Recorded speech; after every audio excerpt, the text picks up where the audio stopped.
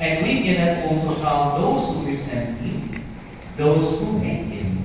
Kahit ngayon, marami pa rin mga tao ayaw tanggapin si Jesus bilang kanilang Panginoon. And even in yesterday's gospel, alam ni Jesus ito. So, in that gospel, Jesus knew about this truth when He said, if the world hates you, realize that it hated me first.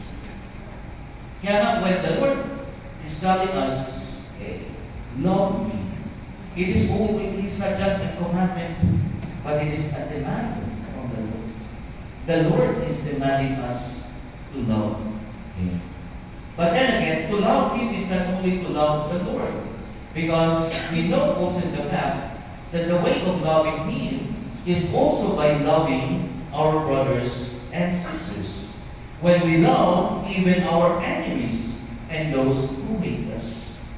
Kaya nga, ito yung dimension ng pagmamahal ng gusto ni Jesus na matutunan natin. Na pag minahal natin siya, mahalin din natin ang ating kapwa.